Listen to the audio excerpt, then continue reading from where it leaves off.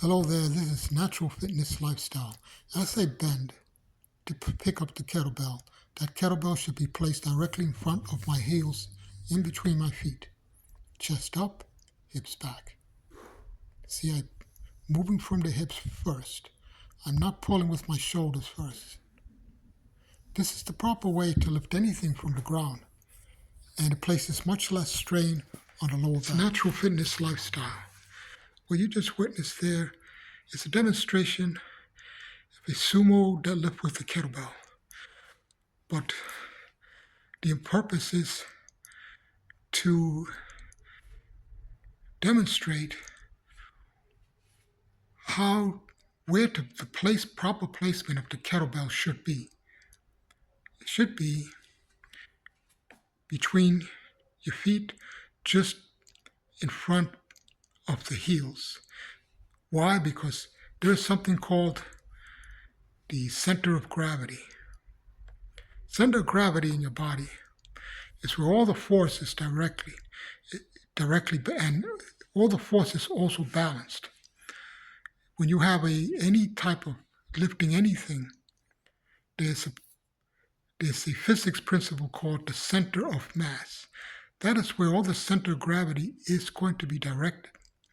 And that's, like I said, typically in a straight line from your ears down to your shoulders, down to your hips, directly over in front of the heels. That is Newton's law. So the center of mass is where all the force is concentrated. All the gravity is concentrated. So if you were to do a barbell lift, you would have to place your feet and your knees at a proper distance. If you were to do a squat, you would have to position your shoulders and your chest in an upright position, which would be directly above your hips. And your hips would have to be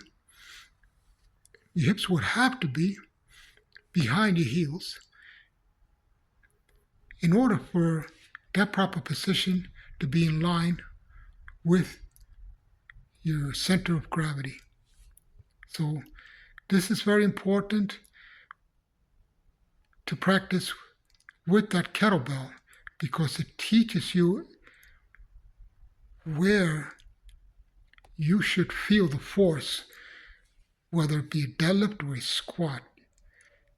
The kettlebell deadlift is an excellent way to train your body to position itself properly for a squat or a deadlift.